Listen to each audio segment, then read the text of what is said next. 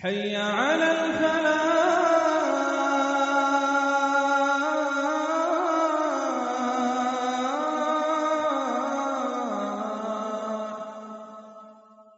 الحمد لله رب العالمين والعاقبة للمتقين والصلاة والسلام على أشرف الأنبياء والمرسلين نبينا وإمامنا وقدوتنا محمد وعلى آله وأصحابه أجمعين أما بعد. سب سے پہلے میں اللہ رب العالمین کا بے پایاں شکر احسان بجا لاتا ہوں کہ اس کی بے شمار نعمتیں ہمیں حاصل ہیں، بلکہ اللہ تعالیٰ کا یہی فرمان ہے کہ وَمَا بِكُم مِّن نِّعْمَةٍ فَمِنَ اللَّهِ، کہ تمہیں جو بھی نعمت حاصل ہے وہ اللہ تعالیٰ کی طرف سے تم کو حاصل ہے۔ حصول علم کی توفیق بھی اللہ تعالیٰ کی ایک عظیم نعمت ہے جو اللہ تعالیٰ نے ہمیں عطا کی ہے، اور یہ ایسی اہم نعمت کہ ہم سے یہ شکر کا تقاضا کرتی ہے۔ اب اس کے شکر کا کیا طریقہ ہوگا ہم انشاءاللہ آگے معلوم کریں گے تھوڑی دیر بعد۔ ثانیاً میں ہمارے اس علمی سفر کا حصہ بننے والے سارے ہی مشارکین پارٹیسپینٹس کی خدمت میں دل کی گہرائیوں سے مبارکباد پیش کرتا ہوں کہ ہم جس دور سے گزر رہے ہیں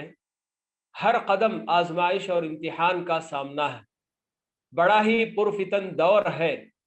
ایسا دور کہ جس میں کروڑوں مسلمان دین سیکھنے اور اس پر عمل کرنے کو دقیانوسیت سمجھتے ہیں، بہت بیکورڈ سمجھتے ہیں۔ تو ایسے دور میں اس چیلنج کا سامنا کرنا، دین سیکھنے کے لیے وقت نکالنا یقیناً بہت بڑی قربانی ہے، جو ماشاءاللہ سے ہمارے ساتھ اس سفر سے جڑنے والے سبھی پارٹیسپینٹ جو دے رہے ہیں، میں اللہ تعالیٰ سے یہی دعا کروں گا کہ اللہ تعالیٰ ہماری ان سبھی قربانیوں کو شرف قبولیت سے نوازے، اور ایک ایک لمحہ جو ہم یہاں اس وقت انشاءاللہ گزاریں گے اور اللہ کے دین کو سیکھنے میں صرف کریں گے، جی تو یہ کل ہمیں پتہ چلے گا کہ واقعی یہ کتنا قیمتی لمحہ تھا، ایک ایک لمحہ جو ہم نے دنیا میں گزار دیا، اور کل آخرت میں یہی سارے لمحات ہمارے انشاءاللہ کام آئیں گے۔ اس کے بعد میں اپنے اس ہفتے کے لیے جو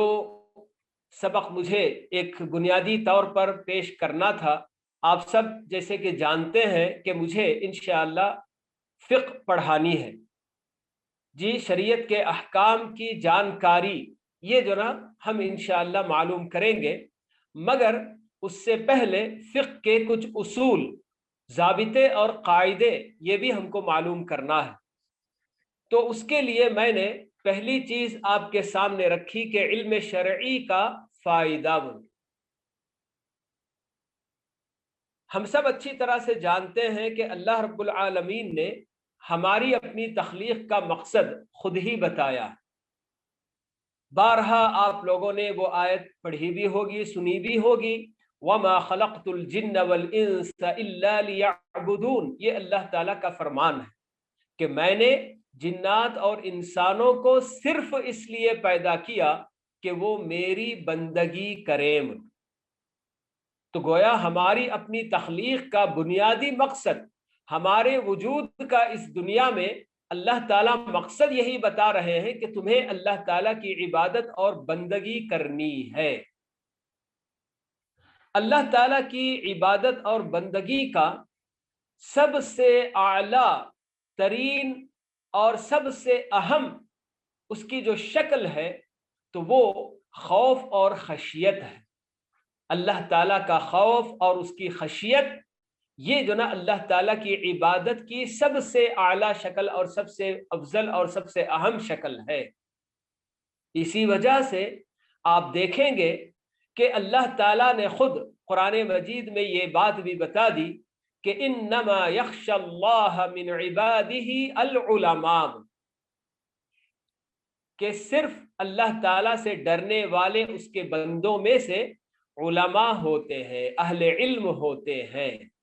تو یہ کون سا علم ہے کہ جس کا حاصل کر لینا ہمارے اپنے اندر اللہ تعالیٰ کا وہ خوف اور وہ خشیت پیدا کر سکتا ہے؟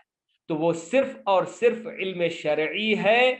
اللہ تعالیٰ کے بارے میں، قیامت کے بارے میں، جنت اور جہنم کے بارے میں اور ان سب معلومات کا احاطہ کرنا،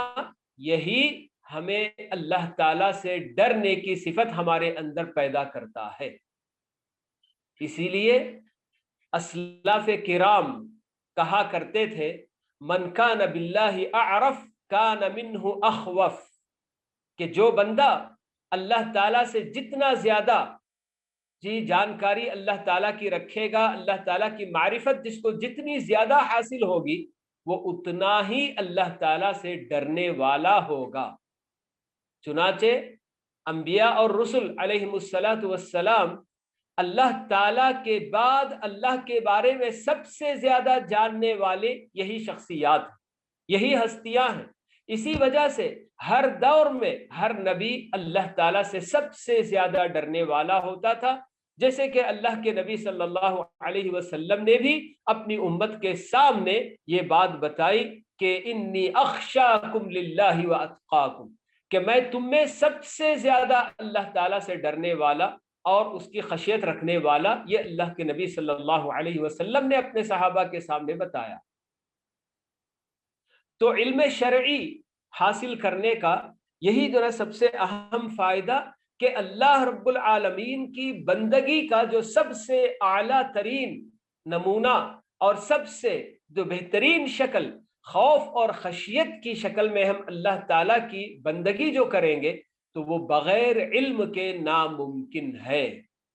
اسی وجہ سے ہی اللہ رب العالمین نے اپنا انٹروڈکشن قرآن مجید میں بہت تفصیل سے دیا ہے۔ اللہ تعالیٰ نے اپنے ناموں کے بارے میں بتایا ہے کہ اللہ تعالیٰ کے کیا کیا نام ہیں، اس کی کیا صفات ہیں۔ یہ سب صرف اسی لیے اللہ تعالیٰ نے بتایا تاکہ اس کا ریفلیکشن ہماری اپنی زندگی پر پڑے، کہ اللہ تعالیٰ کے بارے میں جب مجھے معلوم ہو کہ اللہ تعالیٰ بصیر ہے، یعنی کہ سب کچھ دیکھنے والا، اور اللہ تعالیٰ علیم ہے، سب کچھ جاننے والا، اللہ تعالیٰ سمیع ہے، سب کچھ سننے والا، خبیر ہے، باخبر رہنے والا، تو ایسی سب صفات اور ایسے نام جب اللہ تعالیٰ نے اپنے بتائے ہیں تو اس کا مطلب یہ کہ مجھے چوکنا ہو جانا چاہیے، مجھے غفلت میں نہیں رہنا چاہیے، ہمیشہ اللہ تعالیٰ سے ڈرتے رہنا چاہیے۔ تو یہ اللہ تعالیٰ چاہتے ہیں، اور اسی وجہ سے ہی اللہ تعالیٰ نے یہ بات بتائی کہ صحیح معنوں میں اللہ تعالیٰ سے ڈرنے والے صرف علماء ہوتے ہیں۔ تو یہ علم شرعی کا سب سے بڑا فائدہ یہی کہ ہم اللہ رب العالمین کی عبادت اور بندگی اس کا خوف لے کر کریں گے۔ جب ہم کو جانکاری نہ ہو تو اللہ تعالیٰ کون ہے، کیسا ہے، اور اللہ تعالیٰ کی جو کیا صفات ہیں، اس کے کیا نام ہیں، جنت کیا ہے، جہنم کیا ہے، اور آخرت کے بہت سارے مراحل اور بہت سارے جو باتیں آخرت کے تعلق سے ہمیں بتائی گئی ہیں، ان سب کی جانکاری جب نہیں ہوتی ہے تو پھر بندہ بالکل بھی جو ہے کیا ہے اپنی منمانی زندگی گزارتا ہے۔ تو اس لیے ہمیں علم شرعی حاصل کرنے پر بہت زیادہ ابھارا گیا، جو پیارے نبی صلی اللہ علیہ وسلم کا فرمان کہ طلب العلم فریضۃ علی کل مسلم،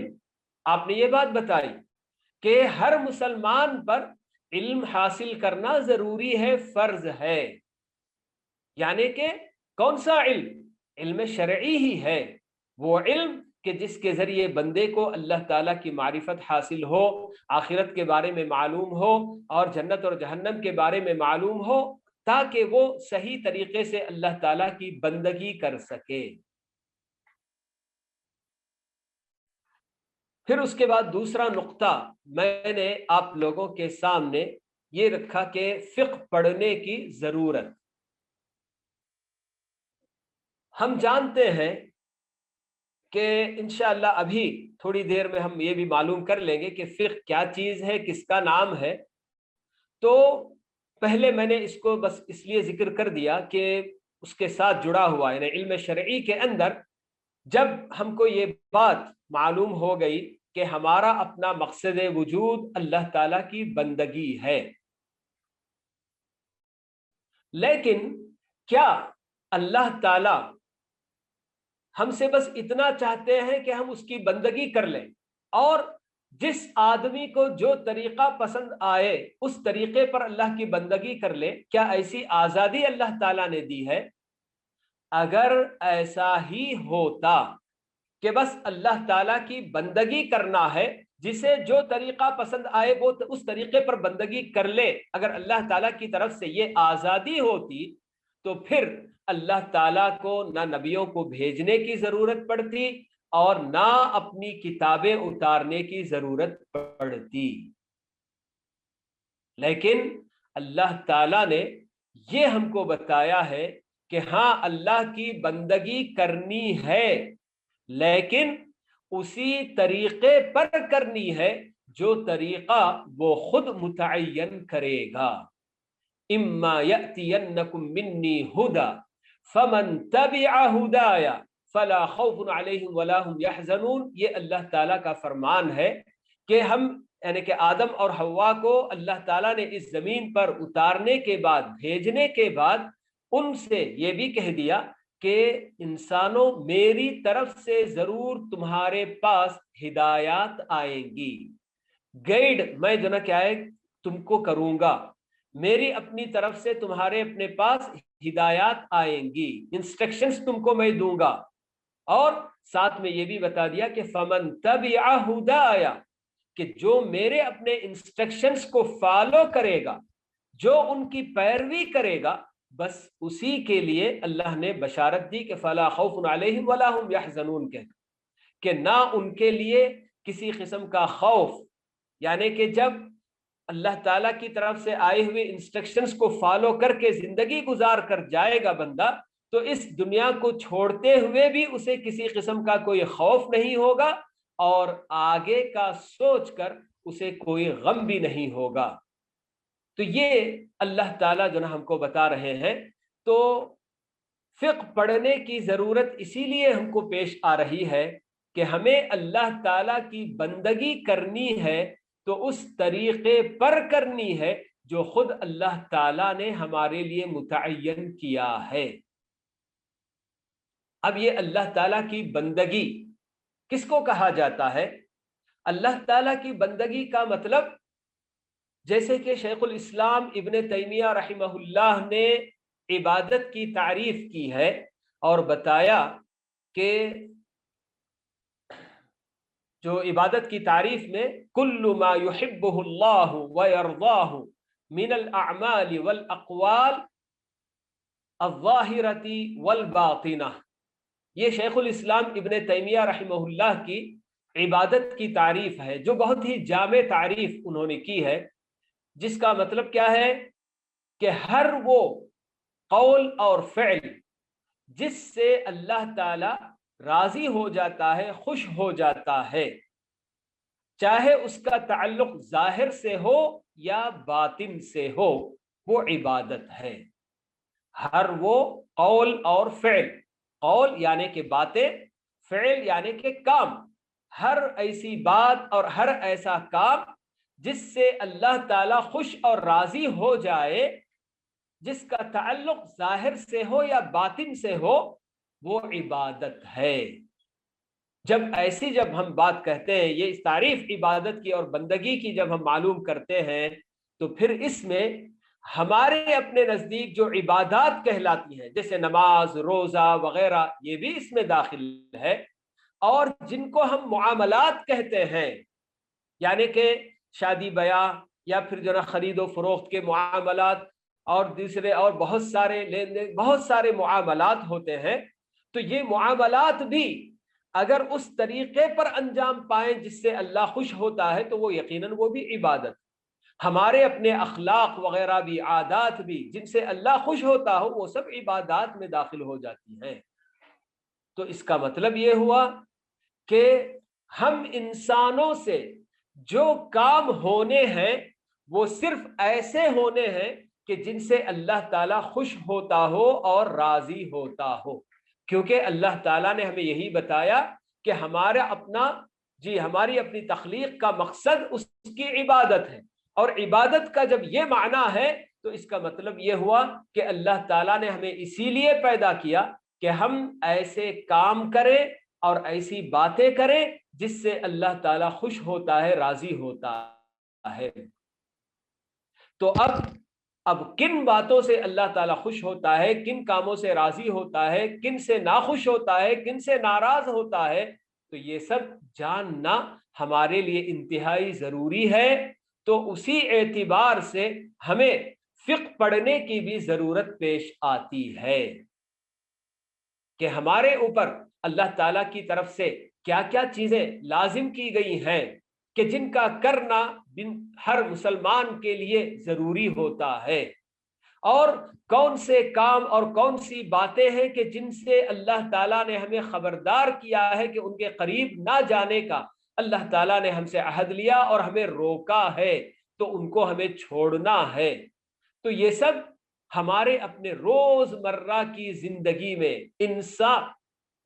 جو بھی انسان جس سے سرزد ہونے والا ہر عمل اور ہر قول، یعنی ہم جو بھی کام کرتے ہیں یا ہماری اپنی زبان سے جو بھی ہم بات نکالتے ہیں، ہر بات اور ہر کام کے لیے اللہ تعالیٰ کا حکم موجود ہے۔ کوئی بات ہماری اور کوئی عمل اور کوئی کام ہمارا اللہ کے حکم سے خالی نہیں ہوتا۔ اللہ تعالیٰ کے احکام کیا ہیں یہ تو میں ابتداً آپ کو بات بتاتا ہوں، آگے انشاءاللہ تفصیل ہم معلوم کریں گے۔ جیسے فرض اور واجب ہم جانتے ہیں کہ اللہ نے نماز فرض کیا، 5 وقت کی نماز، اور اسی طرح سے سچ بولنے کو اللہ تعالیٰ نے لازم کیا ہے، رمضان کے روزے رکھنا ہم پر فرض کیا ہے۔ تو یہ فرض، یہ بھی کیا ہے، اللہ تعالیٰ کا ایک حکم ہے جو ہم بندوں سے لازماً وہ کام انجام پانا ہے، اگر ہم نے نہیں کیا تو ہم گنہگار ہوتے ہیں۔ اور اسی طرح سے حرام اس کی ضد ہے، فرض کے مقابلے میں کچھ کاموں کو اور کچھ باتوں کو اللہ تعالیٰ نے حرام کیا ہے، جیسے شراب پینا اللہ تعالیٰ نے حرام کیا ہے، زنا کرنا اللہ تعالیٰ نے حرام کیا ہے، چوری کرنا اللہ نے حرام کیا ہے، جھوٹ بولنا اللہ تعالیٰ نے حرام کیا ہے۔ کچھ عمل ہیں، کچھ کیا ہے، قول، جیسے چغلی کھانا، یہ بھی حرام ہے۔ تو ایسے بہت سارے کام اور بہت ساری باتیں ہیں جن کو اللہ تعالیٰ نے حرام کیا ہے۔ تو فرض بھی کچھ کام ہیں اور کچھ کام حرام بھی ہے، اور ان دونوں کے مقابلے میں کچھ ایسے کام کہ جن کا کرنا نہ کرنا دونوں برابر ہے، یعنی کہ کرنے پر کسی قسم کا ہمیں کوئی ثواب بھی نہیں ملتا اور نہ کرنے پر ہمیں کوئی گناہ بھی نہیں ہوتا۔ جیسے ہمارے اپنے کھانے پینے کے معاملات ہیں، ہم جو کھاتے ہیں ہمارے اپنے اس کے لیے کھانا ہماری اپنی بنیادی ضرورت ہے تو ہم کھا لیتے ہیں۔ تو کھانے پر رات کا کھانا ہم سب نے کھایا، تو ایسی صورت ہو سکتا ہے کہ کچھ لوگ ابھی نہیں بھی کھائے ہوں گے، لیکن بہرحال یہ کھانا، پانی، پیاس لگنے پر پانی پی لینا، تو یہ سب ایسے کام ہیں کہ ان پر کوئی کیا ہے، نہ اجر مرتب ہوتا ہے اور نہ کوئی گناہ اس پر ہوتا ہے۔ تو ایسے کاموں کو مباح کہا جاتا ہے، حلال، حلال جن کو کہا جاتا ہے۔ اور اسی طرح سے 2 اور چیزیں ہیں کہ ایک کو مستحب اور ایک کو مکروہ کہا جاتا ہے۔ تو جیسے ہمارے اپنے پاس 5 وقتہ نمازوں کے آگے پیچھے کی سنتیں ہیں کہ جن کے پڑھنے پر ہمیں اجر و ثواب تو ملتا ہے، لیکن نہ پڑھنے پر کوئی گناہ نہیں ہوتا، تو اس کو مستحب کہا جاتا ہے۔ تو اس طرح کے احکام ہوتے ہیں، تو ہمارا ہر کام اور ہر بات ہم سے جو صادر ہوتی ہے، اللہ تعالیٰ کے ان احکام میں سے کوئی نہ کوئی حکم ضرور رکھتی ہے۔ تو اس لیے ہمیں فقہ پڑھنے کی ضرورت پیش آتی ہے کہ ہمارا اپنا یہ کام ہمارے لیے حلال ہے یا پھر ہمارے اوپر فرض ہے یا ہمارے اوپر حرام ہے، یا پھر یہ چیز کیا ہے، مستحب ہے یا مکروہ ہے یہ سب کچھ نا ہم کو جاننا ہے، اور جب تک یہ صحیح طریقے سے ہم نہیں جانیں گے، نہ جاننے کی وجہ سے ہی بہت سارے لوگ غفلت کا شکار ہوتے ہیں، فرائض میں کوتاہی کرتے ہیں اور حرام کاموں کے قریب جاتے ہیں اور ان کو کر بیٹھتے ہیں۔ تو یہ سب اسی لیے ہوا کرتا ہے۔ تو ہمیں فقہ پڑھنے کی ضرورت کیوں پیش آتی ہے، یہ ہم جو میں نے معلوم کیا ابھی۔ اب آگے ہم کو جانکاری لینی تھی کہ اصول فقہ کی جانکاری کیوں ہے، لیکن میں اسے ذرا بعد میں انشاءاللہ بتاؤں گا کہ یہ ترتیب ذرا جناب آگے تھوڑا سا پہلے اصول فقہ کیا چیز ہے یہ معلوم کرنے کے بعد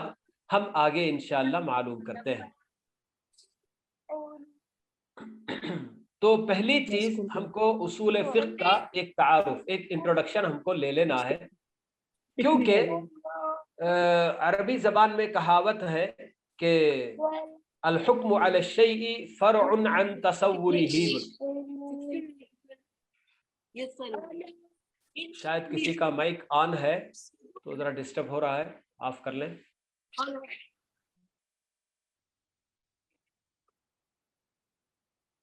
جی، تو میں بتا رہا تھا کہ اصول فقہ اس کا ایک انٹروڈکشن ہم کو لینا ہے۔ جیسے کہ ابھی میں نے بتایا کہ کسی بھی چیز کے بارے میں کوئی حکم لگانا کہ یہ اچھی ہے یا بری ہے، یا پھر یہ نفع بخش ہے یا نقصان دہ ہے، یہ کب ہوتا ہے؟ جب اس چیز کا صحیح تصور ہمارے اپنے اندر پیدا ہوتا ہے، اور اس چیز کو جب ہم سمجھتے ہیں، جانتے ہیں، تو تبھی ہم سمجھ سکتے ہیں، حکم لگا سکتے ہیں کہ ہاں یہ صحیح ہے یا غلط ہے، اس کے قریب ہم کو جانا ہے یا اس کے دور رہنا ہے۔ آگ کے بارے میں ہر کوئی تصور کرتا ہے کہ آگ ایسی چیز ہے جو جلانے والی۔ جیسے ہی آگ ہم کہتے ہیں تو ہمارے اپنے ذہن میں چونکہ یہ تصور ابھرتا ہے کہ یہ جلانے والی چیز، تو آپ اگر کسی سے بھی پوچھ لیں بھئی آگ کے قریب جا سکتے ہیں کہ نہیں جانا چاہیے، تو ہر کوئی فوراً یہی کہے گا کہ آگ کے قریب نہیں جانا چاہیے، دور رہنا چاہیے۔ کیوں؟ اس لیے کہ آگ کا تصور ہمارے اپنے ذہنوں میں اچھی طرح سے بیٹھا ہوا ہے کہ ہاں، کہ جیسے ہی آگ کے قریب جائیں گے تو وہ جلا دے گی، اس لیے دور رہنا چاہیے۔ پانی پیاس بجھاتی ہے، ہم سب کو معلوم ہے اچھی طرح سے۔ تو جس کسی کو بھی پیاس لگتی ہے تو فوراً ہم یہی کہتے ہیں کہ پانی یا تو مانگ کر پیتے ہیں یا بندے سے کہتے ہیں کہ بھئی پانی پیو، پیاس آپ کی بجھ جائے گی۔ تو اس طرح سے کسی بھی چیز پر کوئی حکم لگانا ہو کہ یہ واقعی مجھے اس میں آگے بڑھنا ہے یا مجھے میرے قدم یہیں سے روک لینا ہے، یہ سب کب ہوتا ہے؟ جب اس چیز کے بارے میں حقیقت اس کی معلوم کرتے ہیں۔ بہت ساری چیزیں ہمارے اپنے سامنے ایسی بھی آتی ہیں کہ بچپن سے ہم اس کو دیکھتے آئے ہیں، سنتے آئے ہیں، تو فوراً اس کا نام لینے کے ساتھ ہمارے ذہن میں اس کا تصور ابھر جاتا ہے۔ لیکن کچھ زندگی میں نئی نئی چیزیں بھی آتی ہیں۔ بہت سارے فنون جب لوگ پڑھتے ہیں، جی انجینئرنگ جا کر پڑھتے ہیں یا پھر میڈیکل پڑھتے ہیں، تو کتنے ٹرمز اس کے اندر نئی نئی آتے ہیں کہ ان کو معلوم کرنے کے لیے آدمی کو کس کا سہارا لینا پڑتا ہے؟ تعریف کا سہارا لینا پڑتا ہے کہ ہاں صاحب فلاں چیز یہ کیا ہے۔ تو اس کے بارے میں آدمی جب اس کی تعریف بتا کر پیش کرتا ہے کہ یہ فلاں چیز ہے، تو تب چل کر آدمی اس کے بارے میں فیصلہ کرتا ہے کہ ہاں یہ کیا چیز ہے۔ کئی چیزیں نام جیسے ہی آدمی لیتا ہے کسی کا، تو ہم کو نہیں معلوم کہ یہ کوئی کھانے پینے کی چیز ہے یا پہننے کی چیز ہے یا کوئی اور برتنے کی چیز ہے، نہیں معلوم ہوتا ہے۔ لیکن جب آدمی اس کا تعارف کراتا ہے، اس کا انٹروڈکشن پیش کرتا ہے، اس کی تعریف کرتا ہے، تو تب سمجھ میں آتا ہے کہ ہاں یہ چیز ایسی ہے۔ تو اس لیے ہر وہ چیز جو ہمارے لیے مجہول ہو، نامعلوم ہو، تو اس کی جب تعریف کی جاتی ہے تو خود بخود اس کی حقیقت کھل کر سامنے آتی ہے ہمارے۔ تو اب ہمارے اپنے پاس جب ہم اصول فقہ کہتے ہیں تو یہ دو کلمات سے ملا ہوا ایک جو ہے کیا لفظ ہے، ایک یعنی کہ ایک علم ہے جس کو یہ نام دیا گیا ہے، ایک فن ہے جس کو یہ نام دیا گیا ہے۔ اور میں سمجھتا ہوں کہ آپ لوگ اصول کا معنی اچھی طرح سے جان چکے ہیں، کیونکہ اس سے پہلے کی جو کلاس تھی تو آپ لوگ اصول التفسیر وہاں آپ نے پڑھی ہے، تو اس کے اندر اس لفظ اصول کے بارے میں آپ کو بتایا گیا کہ یہ عربی زبان کا ایسا لفظ جس کو پلورل کہا جاتا ہے، جمع کا صیغہ اصول، اور اصل یہ سنگولر ہے، اصل کہا جاتا ہے، اور اصول اس کی جمع ہوتی ہے، ٹھیک ہے۔ تو اصل جیسا کہ آپ شاید جان چکے ہوں گے کہ ایسی چیز کو کہا جاتا ہے جس پر دوسری چیز ڈیپینڈنٹ ہوتی ہے۔ جیسے گھر بناتے ہیں ہم لوگ تو سب سے پہلے اس کی جو ہے فاؤنڈیشن لگاتے ہیں، فاؤنڈیشن کے اوپر ساری دیوار اور پوری عمارت کھڑی ہوتی ہے، تو اسی کو اصل البیت یا اساس البیت جو ہے کہا جاتا ہے عربی زبان میں، کہ جو فاؤنڈیشن ہوتی چیز ہے جس کے اوپر کسی اور چیز کی بنیاد رکھی جاتی ہے اس کو اصل کہا جاتا ہے۔ تو پھر یہ اصول سمجھیے کہ پلورل ہے، یعنی کہ کوئی ایک چیز نہیں بلکہ کئی چیزیں ہیں جس پر کس کی بنیاد رکھی گئی ہے، فقہ کی بنیاد رکھی گئی ہے۔ اصول فقہ جب ہم کہتے ہیں فقہ کے اصول، یہ جو نا اضافت ہم جو نا جانتے ہیں کہ اس کو مضاف مضاف الیہ کہا جاتا ہے۔ ہو سکتا ہے کہ ابھی انشاءاللہ آپ لوگ جب عربی کلاسز پڑھیں گے تو ایک چیز کی نسبت دوسری چیز کی طرف جب کی جاتی ہے، جیسے ہماری اپنی زبان میں کا، کے، کی وغیرہ لگا کر ہم کہتے ہیں جی ہاں کہ یہ جو نا کیا ہے فلاں کا لڑکا، کا لڑکا جب بولتے ہیں تو یہ اضافت کہلاتی ہے چیز۔ تو ویسے ہی یہ عربی زبان کے اندر اصول فقہ جب ہم کہتے ہیں یعنی کہ فقہ کے اصول، تو اصول یہ تو آپ کو لٹرل جو اس کا میننگ تھا تو وہ جو نا کیا ہے بنیاد، یعنی جس پر اور چیزوں کی بنیاد رکھی جاتی ہے، یہ جو نا اس کی جو نا کیا ہے لغوی تعریف تھی، لٹرل میننگ اس کی جو نا وہ چیز تھی۔ اور ٹرم میں یعنی کہ اصطلاح میں اصل جو کہا جاتا ہے کئی معنوں کے لیے بولا جاتا ہے، مگر یہاں دلیل کے طور پر جی دلیلیں، فقہ کی کیا دلیلیں ہوں گی، کیا قاعدے ہوں گے، کیا ضابطے ہوں گے، اس معنی میں یہاں استعمال کیا جا رہا ہے۔ اب اس کے بعد جو دوسرا لفظ ہے ہمارے اپنے پاس تو وہ ہے لفظ فقہ۔ لفظ فقہ یہ بھی اس کا جو لٹرل میننگ ہے یعنی لغوی جو معنی ہے تو وہ ہے سمجھنا، جیسے کہ اللہ تعالیٰ نے بھی قرآن مجید میں یہ لفظ اسی معنی میں استعمال کیا ہے، یا شعیب ما نفقہ کثیرا مما تقول، کہ اے شعیب آپ جو بہت ساری باتیں کہہ رہے ہیں ہم نہیں سمجھتے، وہ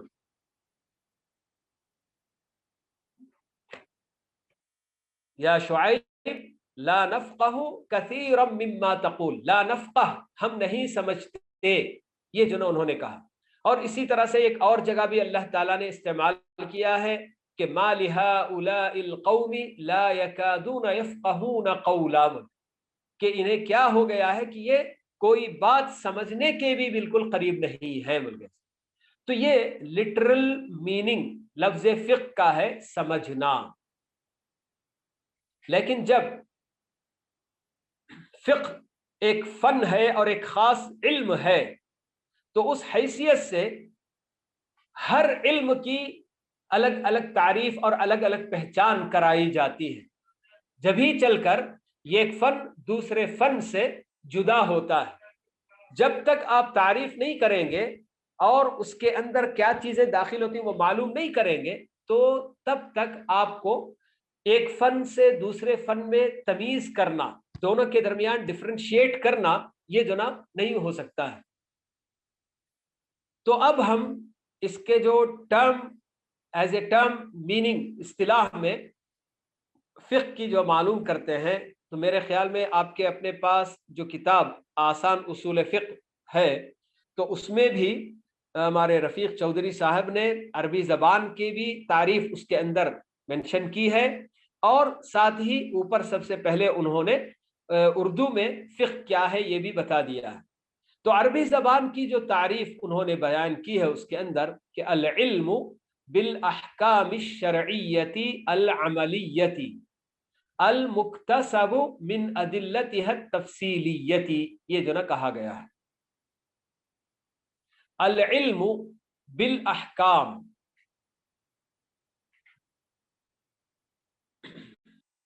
میں یہاں ذرا تفصیل آپ لوگوں کے سامنے رکھنا چاہوں گا کہ جب بھی تعریف وغیرہ کی جاتی ہے تو شروعات ایسے لفظ کو استعمال کر کے کیا جاتا ہے جو لفظ کے کئی چیزوں میں کامن ہو۔ جیسے اب میں ایک چھوٹی سی مثال آپ کو دیتا ہوں کہ انسان کی تعریف جب پوچھی جاتی ہے کہ انسان کیا ہے، تو جواب میں اس کی تعریف میں یہ کہا جاتا ہے کہ الانسان حیوان ناطق، کہ انسان ایک بولنے والا حیوان ہے۔ حیوان یہ لفظ ایسا ہے کہ جب آپ دیکھیں گے کہ صرف لفظ حیوان کو لے کر تو اس میں کئی چیزیں داخل ہوتی ہیں، انسان بھی داخل ہے، گھوڑا گدھا بھی داخل ہے، بیل بکری بھی داخل ہے، اونٹ ہاتھی، ایسے جتنے بھی جانور ہیں حیوان جن کے اندر زندگی ہوتی ہے تو وہ سب جو ہے کیا ہے، حیوان ہی کہلاتے ہیں۔ تو یہ ایک ایسا لفظ جو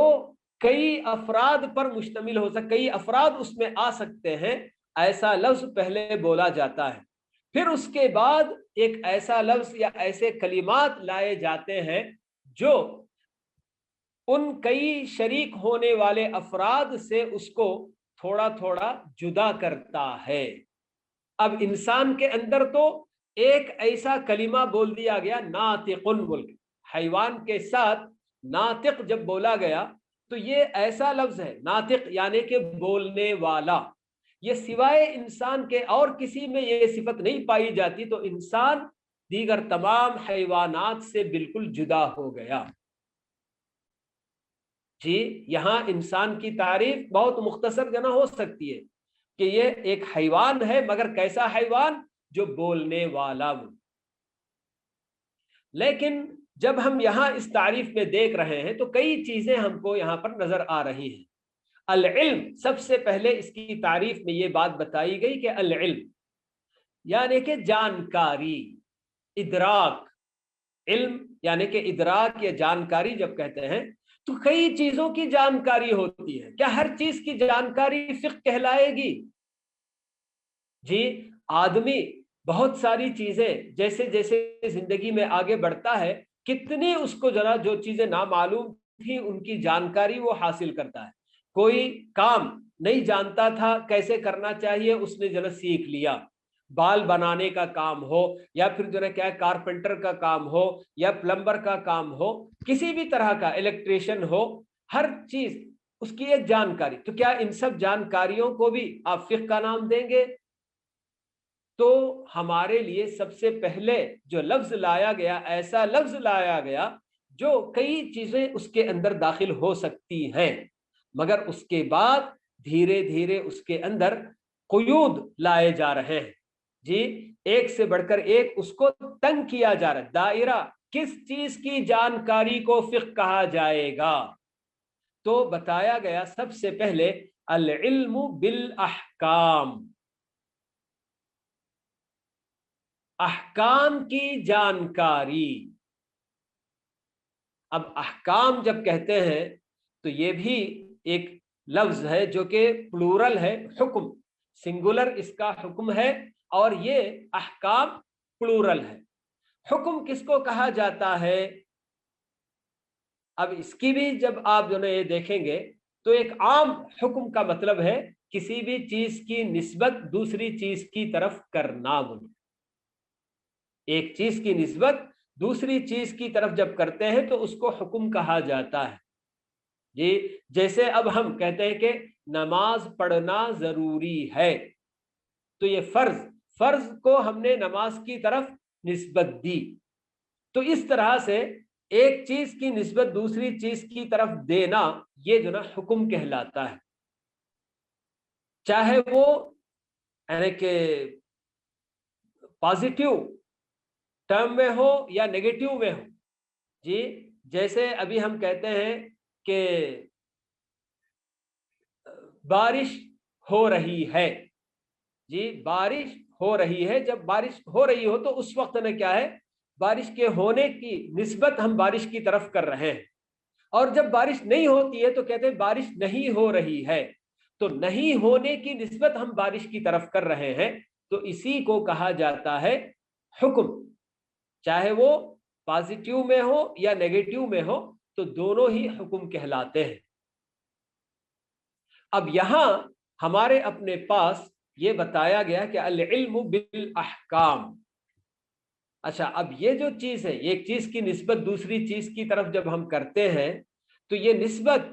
کون کرتے، کیسے جو نا یہ نسبت ہم کو معلوم ہوتی ہے، کس چیز کے ذریعے؟ کبھی کبھی ہماری اپنی عقل ہم کو جو نا کیا بتاتی ہے کہ ہاں یہ نسبت ایسی ہے بولے. جیسے اگر کہا جائے کہ 2 4 کا آدھا ہے، 2 4 کا آدھا ہے جب ہم کہتے ہیں تو یہاں ایک نسبت ہم نے کی ہے، یعنی کہ 2 کی نسبت ہم نے یا 4 کا آدھا ہونے کی نسبت 2 کی طرف ہم نے کی ہے. اب یہ نسبت ہمیں کس نے پہچنوایا، کس نے بتایا ہمیں؟ تو یہ ہماری عقل ہے جو ہمیں بتاتی ہے کہ 2 4 کا آدھا ہے. تو اب یہ حکم ہے، مگر اس حکم کو ہم کہیں گے حکم عقلی، کیونکہ ہماری اپنی عقل سے ہم نے یہ حکم معلوم کیا، تو یہ حکم عقلی ہے. اور کبھی عادت اور عرف کے ذریعے بھی ہم کو جو ہے کیا ہے، کوئی چیز معلوم ہوتی ہے، کسی چیز کی نسبت دوسری چیز کی طرف کرنے کا ہم کو علم ہوتا ہے. جیسے کسی دوا، خاص کر یعنی کہ قدیم زمانے میں بہت ساری دواؤں کے بارے میں کہا جاتا کہ فلاں دوا فلاں بیماری کے لیے مفید ہے، فلاں دوا نقصان دہ ہے، فلاں کی طبیعت کے لیے یہ دوا مناسب نہیں ہے. ایسے جب کہا جاتا ہے تو یہ سب ایک عادت کے ذریعے ہم کو جب چیزیں معلوم ہوتی ہیں تو اس وقت ہم کہتے ہیں کہ یہ نسبت چونکہ عادت سے معلوم ہوئی تو اس لیے یہ حکم عادی ہے، یعنی عادت کی طرف اس کی نسبت ہم کرتے ہیں. تو ویسے ہی بہت ساری چیزوں کا حکم ہم کو شریعت بتاتی ہے. نماز پڑھنا فرض ہے، کس نے بتایا ہمیں؟ عقل بھی ہم کو نہیں بتاتی ہے. ایسے ہی عقل کو چھوڑ دیا جائے، شریعت نہیں آئی ہوتی تو کیا ہم اپنی عقل سے نماز پڑھنا ضروری سمجھتے؟ نہیں سمجھ سکتے تھے. روزہ، رمضان کے مہینے میں روزہ رکھنا فرض ہے، کس نے بتایا؟ شریعت نے ہم کو بتایا تو ہم کو معلوم ہوا. زنا حرام ہے، چوری حرام ہے، ظلم کرنا حرام ہے، یہ سب کس نے بتایا؟ شریعت نے ہم کو بتایا. تو اس طرح سے یہ کچھ احکام اور کچھ نسبتیں ایسی ہوتی ہیں کہ جن کی معرفت ہم کو شریعت کے ذریعے ہوتی ہے. تو جن چیزوں کی معرفت، نسبتیں ہم کو شریعت کے ذریعے ہوئی تو انہی کو کہا جاتا ہے حکم شرعی. تو اب ہم معلوم کر سکتے ہیں کہ فقہ کے بارے میں جو یہ بتائی گئی بات کہ العلم بالاحکام الشرعیہ،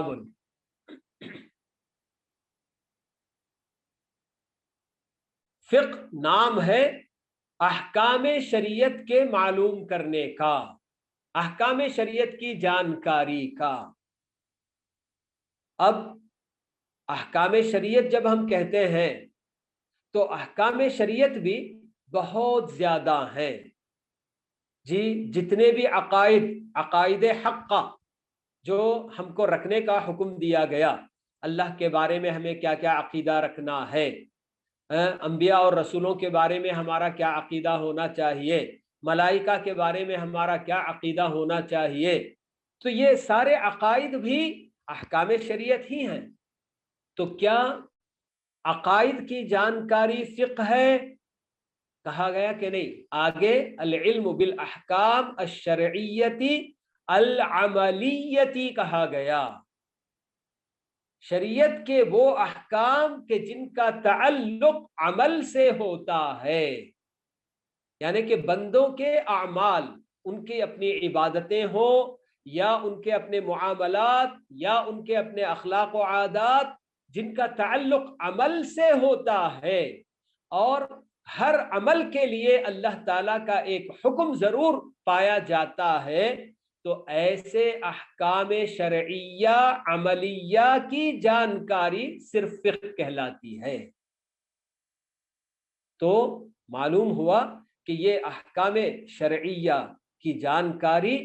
سارے احکام شرعیہ کی نہیں، بلکہ شریعت کے احکام میں سے بھی وہ احکام کے جن کا تعلق بندوں کے اعمال سے ہوتا ہے، تو ان کو نام دیتے ہیں فقہ کا۔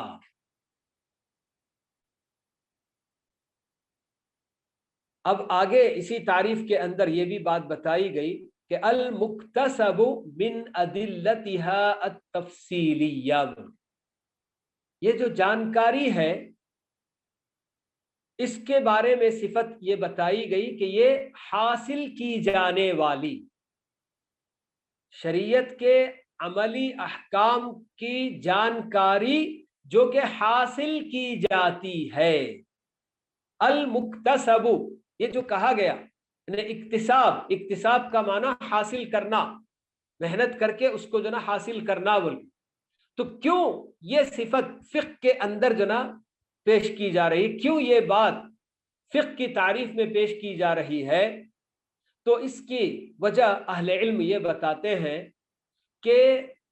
یہ صرف جو مکلفین یعنی کہ جو بندوں کا علم ہے اسی کو فقہ کہا جائے گا، ورنہ یہ احکام جو ہمیں دینے والا ہمارا رب العالمین ہے، اللہ تعالی ہے، اسے بھی سارے احکام شرعیہ عملیہ کا علم ہے، مگر اس کے باوجود اللہ تعالی کو فقیہ نہیں کہا جائے گا۔ تو اللہ تعالی کے علم کو خارج کرنے کے لیے، اللہ تعالیٰ کو سارے احکام کا علم ہے، مگر پھر بھی اللہ تعالیٰ کے اس علم کو فقہ کا نام نہیں دیا جائے گا۔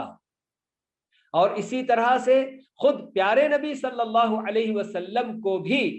سارے احکام شریعت کا علم تھا، تو کیا آپ کو بھی ہم فقیہ الامہ کہیں گے، امت کے سب سے بڑے فقیہ؟ نہیں، کیونکہ اللہ کے نبی صلی اللہ علیہ وسلم کو جو علم احکام شریعت کا حاصل ہوا وہ آپ نے اپنی محنت سے نہیں حاصل کیا، بلکہ اللہ تعالیٰ نے وحی کے ذریعے آپ کو وہ سارے احکام بتائے۔ تو اس لیے آپ پر بھی فقیہ کا اطلاق نہیں کیا جائے گا، اس لیے یہ جو بات بتائی گئی ہے المکتسب، العلم المکتسب، یعنی کہ حاصل کیا جانے والا علم، تو یہ حاصل کرنے والے بندے ہیں۔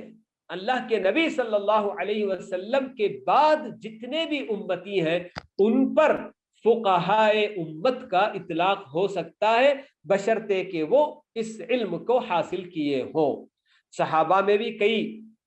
فقہائے صحابہ بول کے رہے ہیں، تابعین میں فقہائے تابعین، تبع تابعین میں ایسے ہی جن لوگوں نے احکام شریعت کی جانکاری حاصل کرنے میں اپنی زندگیاں صرف کر دیں، لگا دیں اور ان کو حاصل کیا، خود بھی عمل کیا اور دوسروں کو بھی بتایا، تو ایسے لوگوں کو ہی فقہائے امت کہا جاتا ہے۔ اب یہ علم کیسے حاصل کیا جاتا ہے وہ آگے جو ٹکڑا المکتسب من ادلتها التفصیلیہ بول کے اس کے اندر بتایا گیا ہے کہ کہیں سے بھی ادھر ادھر سے نہیں حاصل کر سکتے آپ علم، آپ کو احکام شریعت کا جو علم حاصل کرنا بھی ہے تو وہ اس کی جو دلیلیں بتائی گئی ہیں، نماز کی فرضیت کے لیے، روزے کی فرضیت کے لیے، جیسے اللہ تعالیٰ نے بتایا کہ ان الصلاۃ کانت علی المؤمنین کتابا موقوتا، جی ہاں، اور اللہ کے کیونکہ دلیل قرآن بھی ہے، حدیث بھی ہے، یہ سب چیزیں ہم آگے انشاءاللہ معلوم کریں گے، جی تو اللہ تعالیٰ نے جی ہمارے اوپر نماز فرض کی ہے، روزہ فرض کیا ہے، فلاں چیز فرض کی ہے، یہ سب چیزیں ہم کو جو ہے کہاں سے معلوم کرنا ہے؟ ان کی جو دلیلیں ہیں، جی ان کی کیا دلیلیں ہو سکتی ہیں، وہ سب انشاءاللہ آگے ہم معلوم کریں گے۔ تو بہرحال احکام ایسے ہی کہیں سے بھی ادھر سے ادھر سے نہیں لیے جاتے ہیں، بلکہ ان کی خاص دلیلیں ہوتی ہیں، ان دلیلوں سے حاصل کیا گیا علم یہی فقہ کہلاتا ہے۔ تو یہ تھوڑی سی تفصیل سے میں نے آپ لوگوں کے سامنے فقہ کا تعارف کرایا ہے، تاکہ اچھی طرح سے ہمارے اپنے ذہن میں یہ بات بیٹھ جائے کہ یہ بھی ایک فن ہے، ایک علم ہے، مگر کس چیز کا علم ہے؟ تو ابھی ہم نے تفصیل سے معلوم کر لیا کہ شریعت کے وہ احکام جن کا تعلق عمل سے ہوتا ہے، ان کی جانکاری کو فقہ کہا جاتا ہے، ٹھیک ہے؟ اور ایسی جانکاری رکھنے والے کو ہی فقیہ کہا جاتا ہے۔ اب یہ جانکاری کہاں سے حاصل ہوگی؟ تو ہم نے معلوم کیا کہ المکتسب، ایک تو سب سے پہلے یہ کوشش کے ذریعے حاصل کی جانے والی جانکاری، تو یہ اللہ تعالیٰ کا علم اور اللہ کی جانکاری، اس میں کوئی کوشش نہیں، بلکہ اللہ تعالیٰ تو ازل سے سب کچھ جانتا ہے، اور اللہ کے نبی صلی اللہ علیہ وسلم کی جانکاری بھی اس میں داخل نہیں ہوگی، کیونکہ آپ بھی کوشش کے ذریعے آپ نے یہ جانکاری نہیں حاصل کی، بلکہ اللہ تعالیٰ نے وحی کے ذریعے آپ کو سارے احکام کی جانکاری دی۔ تو اب یہ بھی ہم نے طے کر لیا کہ ہاں جانکاری بھی کہاں سے لینی ہے؟ جو اس کی دلیلیں ہیں، ہر حکم کے لیے کوئی نہ کوئی دلیل ضرور پائی جاتی ہے، یا تو قرآن میں، یا تو حدیث میں، یا تو اور بھی جی ہمارے اپنے پاس کہ احکام شریعت ہم کہاں سے لے سکتے ہیں، یہ سب انشاءاللہ جب تفصیل معلوم کریں گے تو وہاں یہ چیز ہم اچھی طرح سے معلوم کریں گے باذن اللہ۔ تو اب یہ اصول فقہ کا ایک تعارف، گویا کہ فقہ کیا ہے یہ ہم کو معلوم ہوا، تو گویا کہ احکام شریعت کی جانکاری۔ اب احکام شریعت کی جانکاری کیا ایسے ہی جیسے چاہے مجھے جیسا سمجھ میں آ گیا، میں نے جیسے سمجھ لیا اس کے مطابق میں خود عمل کر لوں، دوسروں کو بھی بتا دوں، کیا ایسے جو نا آزادی ہم کو دی گئی؟ ہرگز نہیں۔ تو ہماری اپنی جانکاری ہم کیسے لیں گے، اس کے لیے ہی کچھ رولز اور ریگولیشنز، قواعد اور کچھ ضوابط ہم کو بتائے گئے ہیں، انہی کا نام اصول فقہ ہے۔ اچھا، یہ اصول فقہ کی جانکاری کیوں چاہیے ہم کو؟ تو اس کے لیے میں آپ کو پہلی بات یہ بتانا چاہوں گا کہ فقہ عام طور پر یعنی کہ اللہ تعالیٰ نے ہمارے اپنے روزمرہ کے کام جو ہم سے صادر ہوتے ہیں، ہمارا اپنا سونا، جاگنا، کھانا پینا، جی قضاء حاجت کرنا، اور دیگر جتنے کپڑے پہننا کرنا، باہر جانا، تجارت کرنا، شادی بیاہ، یہ وہ مختلف کام جو ہم لوگ جو نا کرتے آتے ہیں زندگی میں، ہماری اپنی روزمرہ صبح شام ہم لوگ کچھ نہ کچھ جو بھی کام کرتے ہیں، ان سب کے لیے احکام تو ہیں، اس سے جو نا خالی تو نہیں جانتے ہیں۔ تو یہ چیز جیسے ہی اسلام آیا، سمجھیے کہ اسی وقت سے بہت سارے کام کرنے کا بھی حکم دیا گیا تھا، جی کہ یہ کام کر سکتے ہیں، خاص کر اخلاقیات وغیرہ مکی زندگی میں بہت ساری باتوں پر ابھارا گیا، بہت سارے برے کاموں سے روکا گیا، جی جہاں تک احکام کی بات یعنی کہ فرائض وغیرہ کی بات ہے، تو سب سے پہلے جب مسلمانوں کے اندر اللہ تعالیٰ کے تعلق سے عقیدہ مضبوط ہو گیا اور آخرت کا عقیدہ ان کے دلوں میں اچھی طرح سے بیٹھ گیا، تو اس کے بعد اللہ تعالیٰ نے رفتہ رفتہ فرائض بہت سارے بتائے، اور بہت سارے گناہوں سے بھی اللہ تعالیٰ نے ہمیں روکا، بہت سارے برے کاموں سے۔ جیسے مکے کی آخری زندگی میں اللہ تعالیٰ نے 5 وقتہ نماز اللہ کے نبی صلی اللہ علیہ وسلم کو اپنے پاس بلا کر، آسمانوں کی سیر کرا کر، وہاں اللہ تعالیٰ نے آپ کو یہ تحفہ عنایت کیا، اور آپ نے آ کر اپنی امت کو بتایا۔ مدنی زندگی میں بہت سارے احکام دھڑا دھڑ اللہ تعالیٰ دیتے چلے گئے، ٹھیک ہے؟ تو یہ سارے احکام، یہ سارے کام، ان پر لوگ عمل تو کرتے رہے۔ صحابہ، ان کا دور ایسا دور تھا کہ وہ چونکہ اہل زبان تھے، عربی زبان اس زمانے میں جو صحابہ وغیرہ ایک سے بڑھ کر ایک، سب کے سب جو نا فصیح اور بلیغ لوگ، بڑی فصاحت اور بلاغت ان لوگوں کے جو نا سارے اسالیب کلام کہ کس طرح سے گفتگو کی جاتی ہے، کون سا کلمہ کیا معنی دیتا ہے، کیا اس سے جو نا ہم جو نا معلوم کر سکتے ہیں، سب کچھ جانتے تھے انہیں۔ تو اس لیے جیسے جیسے اللہ تعالیٰ کا کلام وہ لوگ سنتے یا اللہ کے نبی صلی اللہ علیہ وسلم سے کوئی بھی بات سنتے تو فوراً عمل پیرا ہو جاتے کہ ان کو اچھی طرح سے معلوم تھا کہ ہاں اس سے کیا مراد ہے اور کیا ہم کو کرنا چاہیے، ٹھیک ہے؟ تو اس وقت وہ ایسا زمانہ تھا کہ ان لوگوں کے لیے یہ جو فقہ کے اصول ہیں ان کو وضع کرنے کی ضرورت نہیں پیش آئی، معلوم کرنے کی ان کو ضرورت نہیں پیش آئی تھی۔ بہت سارے اصول ہیں جی، آگے ہم تو سب چیزیں معلوم کریں گے ہی۔ کوئی بھی چیز، ایک بھی قاعدہ اور ایک بھی جو ہے کیا ہے ضابطہ کہہ کر، یعنی جیسے بعد میں کتابیں لکھی گئی کہ فقہ کے لیے یہ ضابطے ہیں اور یہ جو اصول ہیں یہ سب، تو کوئی ایک بھی قاعدہ اور ضابطہ ان لوگوں کو لکھ کر بتانے کی کوئی ضرورت ہی نہیں تھی، کیونکہ وہ لوگ فطری طور پر سارے قواعد اور ضوابط سے خود بخود واقف تھے۔ کیونکہ یہ جو احکام وغیرہ ہم جو معلوم کرتے ہیں کہ ہمارا ایک بندے کے لیے یہ کام کرنا جائز ہے کہ ناجائز ہے یا کرنا ضروری ہے، تو یہ سب جو الفاظ اللہ کے اور اللہ کے نبی کے ہمارے سامنے آتے ہیں ان میں غور کر کے لوگ جو ہے کیا ہے استنباط کرتے ہیں۔ استنباط کرنا یعنی کہ انفر جس کو کہا جاتا ہے، حاصل کرنا، اخذ کرنا، تو یہ ہوتا ہے۔ تو یہ سب صحابہ اچھی طرح سے اپنی زندگی میں یہ سب کام خوب اچھی طرح سے جانتے تھے، ان کو ضرورت نہیں پیش آتی تھی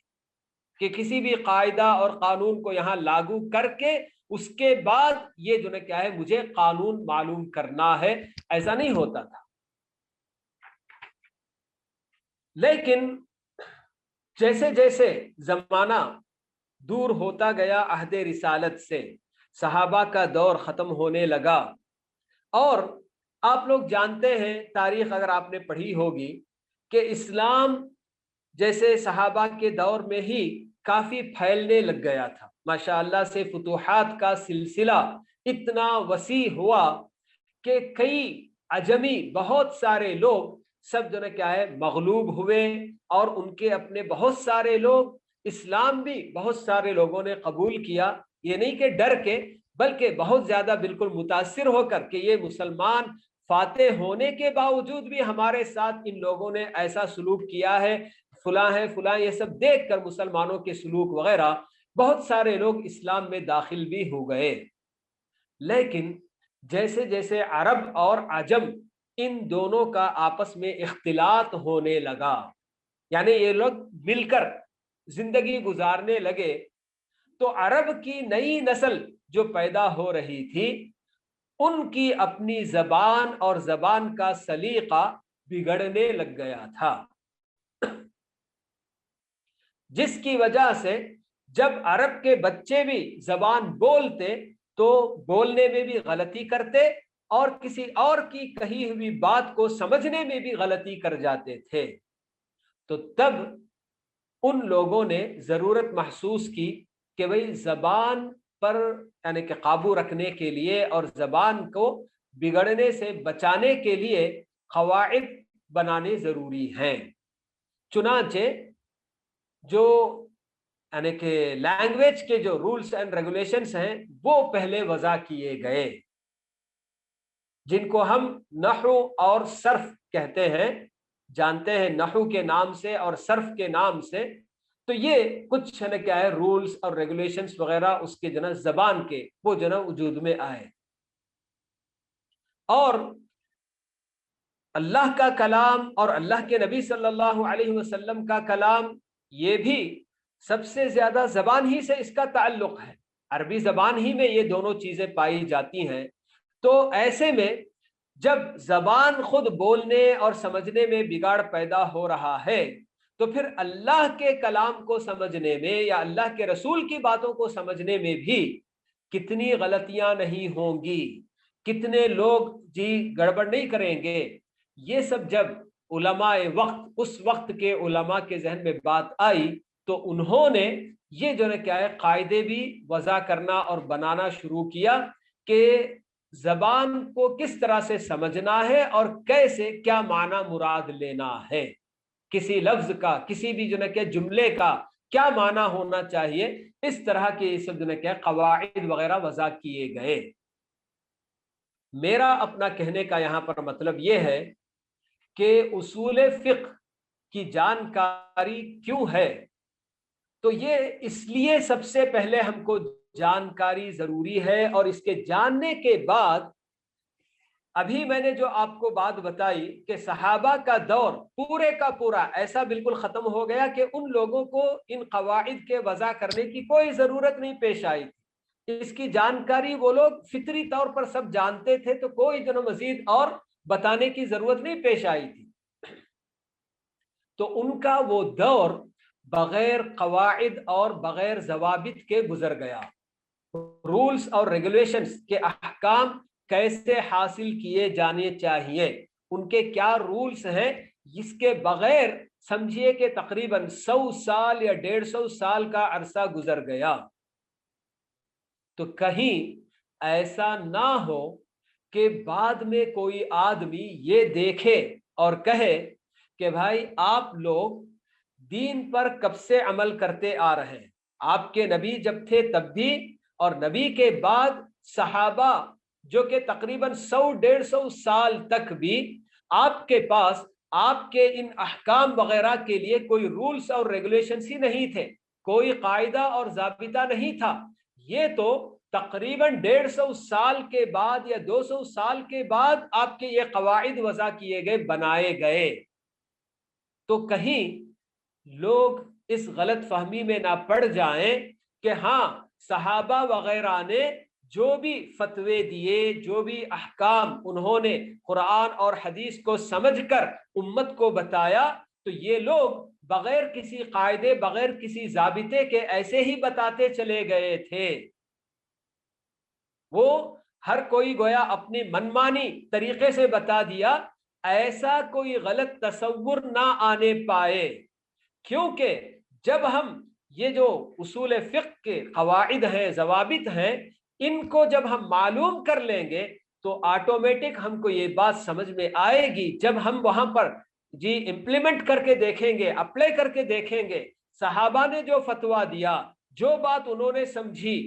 بعد میں علماء نے جو اس کا قاعدہ بتایا ہے، اس میں اور اس میں کوئی فرق نہیں ہے، کہیں کوئی بگاڑ نہیں ہے، یہ جو نا بات ہم کو اطمینان بالکل جو نا حاصل ہو جائے گا۔ تو یہ ایک جو گیپ ہے ہمارے پاس تقریباً 150 سال کا، کہ شریعت پر عمل ہوتا رہا، فتوے دیے جاتے رہے،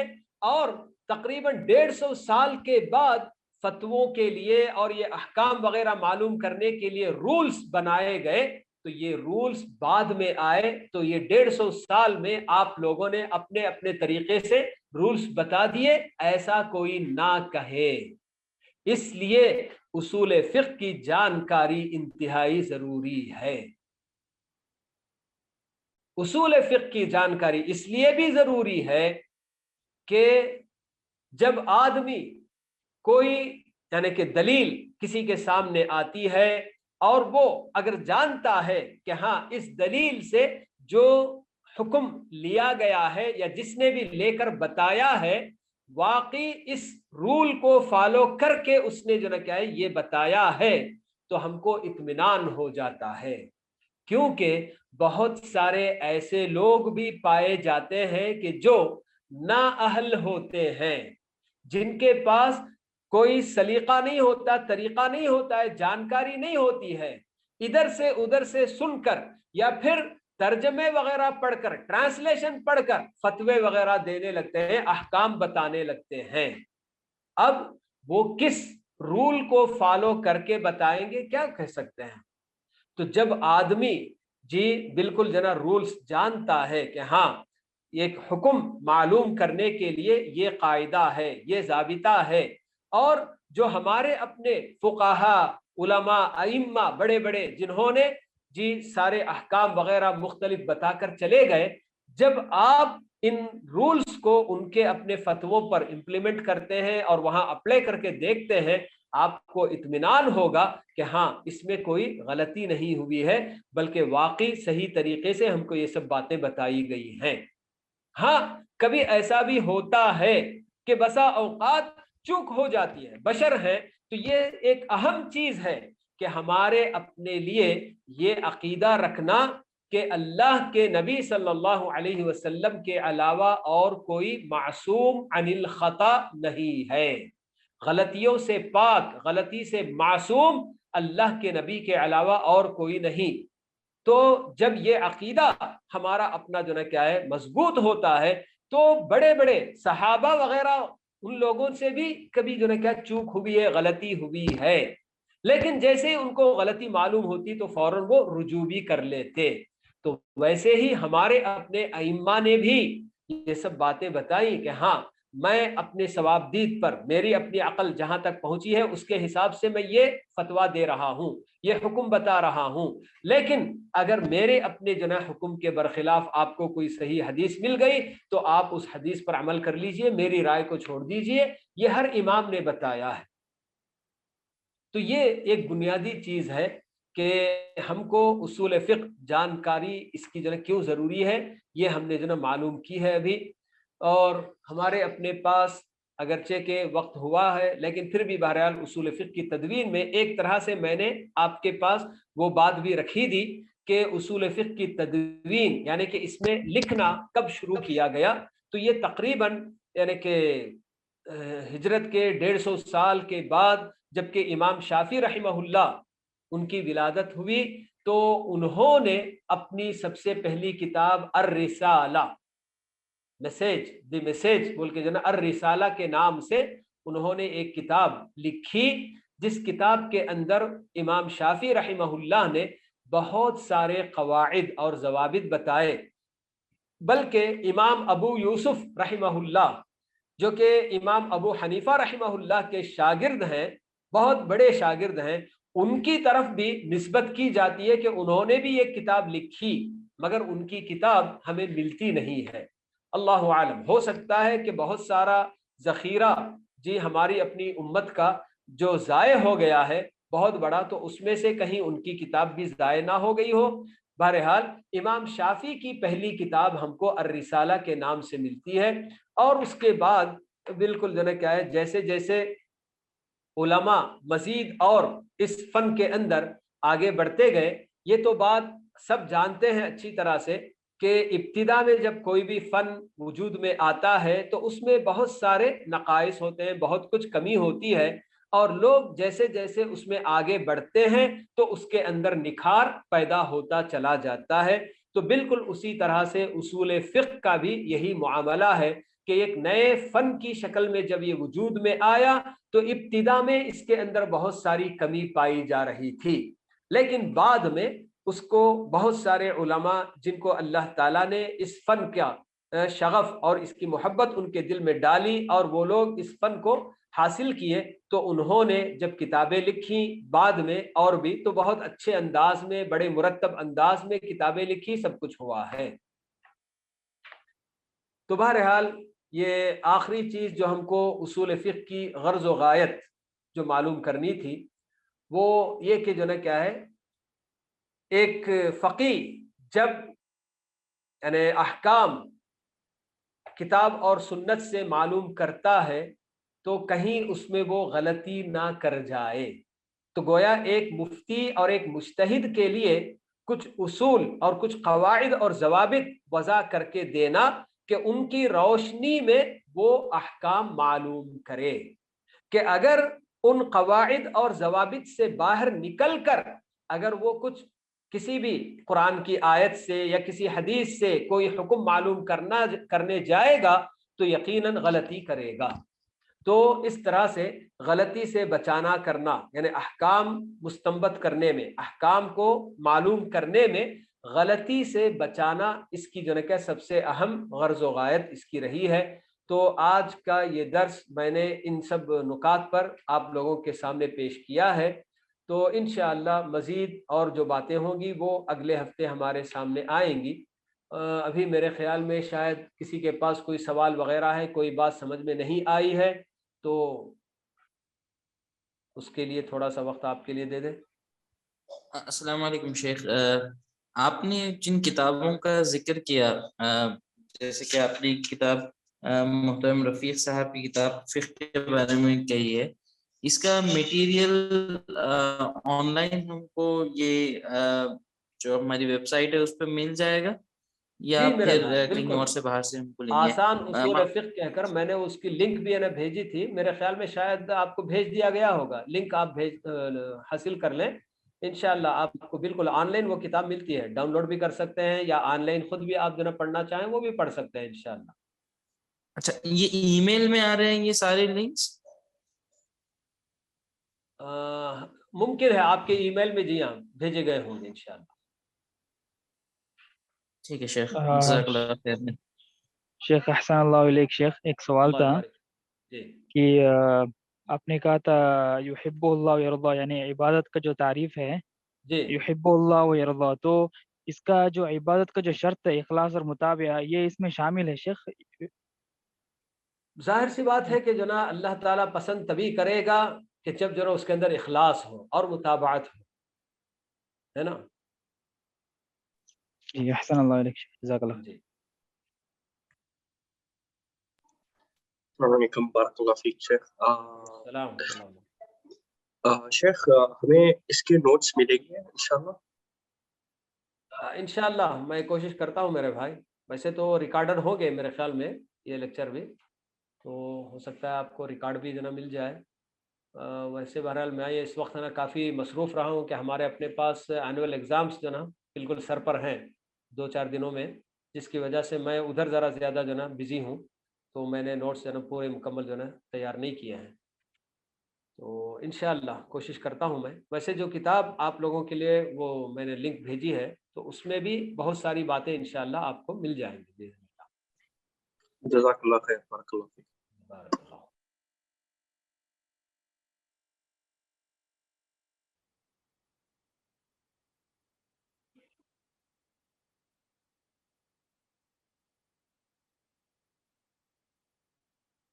جی تو پھر اسی پر اکتفا کیا جائے،